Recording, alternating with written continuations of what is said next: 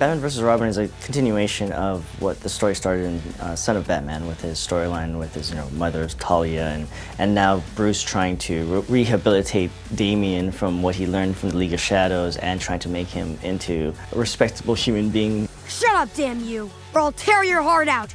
Do you hear me? I'll tear it out! At the end of Son of Batman, Damian's at a point where he wants to be Robin, but he doesn't know what goes into that. He doesn't know all the rules and all of the ways Batman has very strict guidelines about how his partners are supposed to be. When we meet up with him in Batman vs. Robin, he's rebelling against that already. I can take care of myself! An alternate response might be, "Thanks, Batman." Bruce Wayne is, in fact, trying to train Robin to defend people who need defending, to help clean up Gotham. But in doing so, Robin can't help but be the kid that he is, the defiant child that he is.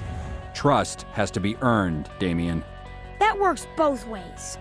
And this is not just any child. This is a very special boy. He's a kid who was raised by assassins, and he's still dealing with those urges. I was raised to be the ultimate soldier, a master assassin. Nothing out there can hurt me. Bruce comes from this idea of no killing, justice before vengeance. Damian was taught almost the opposite. He's finally found his father. He's finally with his father.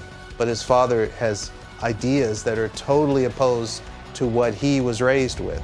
He's trying to change himself to suit his father.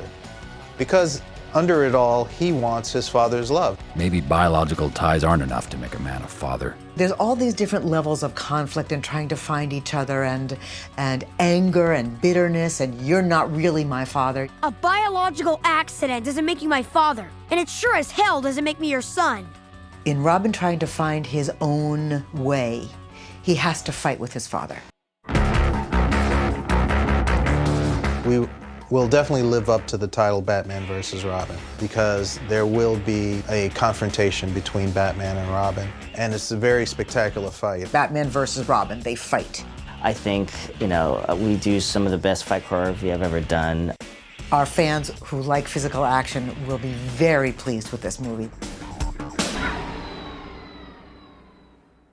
Underneath the fight is a very real tension between them. It's an emotional tension. It's a tension that has to do with their relationship as father and son. So it's not only about the choreography of the fight, which is spectacular. It's about why they're fighting. How can I ever be the son you need me to be when I don't even know who I am? Batman has to deal with, how do I raise this kid as my own? How do I steer him in the right direction? And he's always at odds of what he thinks Damian should be and what Damian will eventually be. Batman is keeping Damian secret from the world. He does not want the world yet to know that Bruce Wayne has a son. And so in doing so, he keeps Damian kind of captive in Wayne Manor. You've got me under surveillance? And so I think independence looms large in this piece, because Damian is used to having a lot of independence. Ra's al Ghul gave him a large amount of freedom to do what he wanted to do. Now he's got a dad who has a different set of standards. It is an honor to present this boy to the court.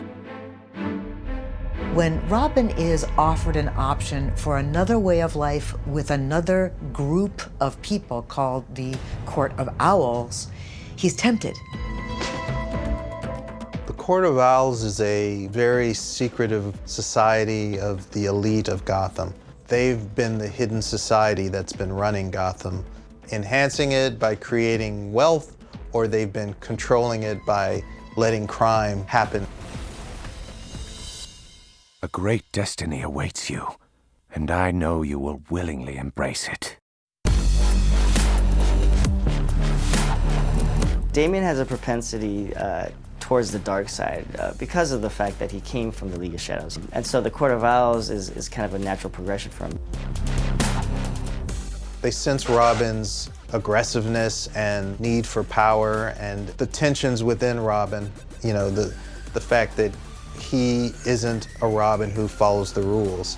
and they can see that as a way to use him against Batman. The boy, Bruce Wayne's ward.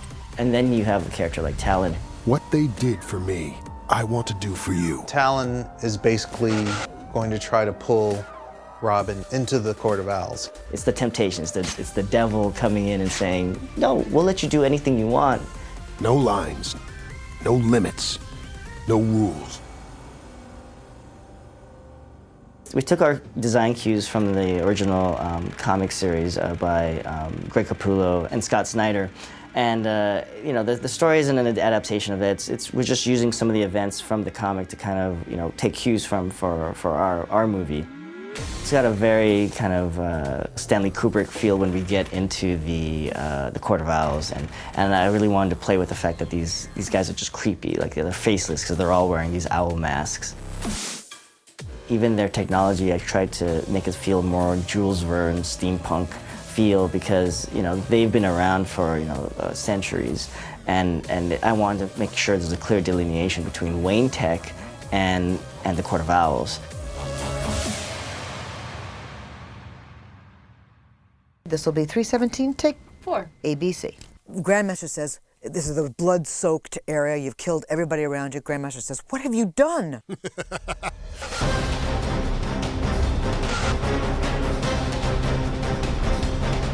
The choice you make tonight will define you for the rest of your life. Bruce Wayne's tragic flaws, in this instance, you know, what makes him great as Batman doesn't necessarily make him a great father. And he has to learn that. So what are you gonna do now? Build a dungeon and lock me up in it? The difficult thing with someone like Alfred is to make him human. Sometimes you have to have a little faith, sir. Both Batman and Talon are crime fighters, but Talon thinks Batman just doesn't go far enough. There are no lines I won't cross. Whereas Talon will do anything, there's no limits, he will go anywhere, he will harm anyone in order to accomplish the elimination of criminals.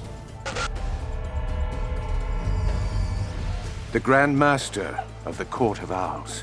The Grand Master wants to remove Batman from Gotham because he's, even though he's taking care of a lot of the criminals in town, he's interrupting the master plan for the Owls. And they don't like it.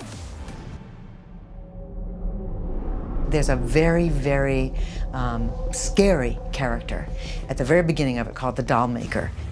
I thought, wouldn't it be great to give Al Yankovic this bizarre, completely unusual character for him?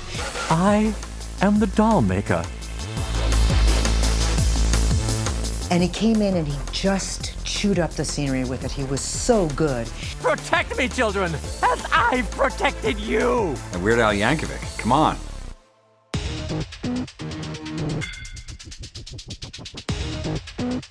There's all these levels of things going on. There's the personal stories, there's the much more huge, violent stories, there's the control of Gotham, there's individual egos. There's a lot to be had in this particular movie. When Damian Wayne finally grows up and becomes the villain or the hero he will eventually be, Gotham will never be the same. There's not another child on Earth like Damian Wayne.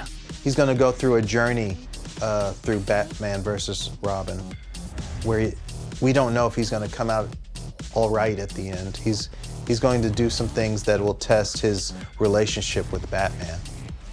Ultimately, it's a character piece. It's about a father trying to find a way to lead his son onto the right path and not turn into a monster. It's about the son who wants to become, you know, the person he wants to be, whether that is the monster or the hero. And finally, it's about independence. You know, it's about, you know, being yourself and knowing your own path, whether it's to the light or to the dark.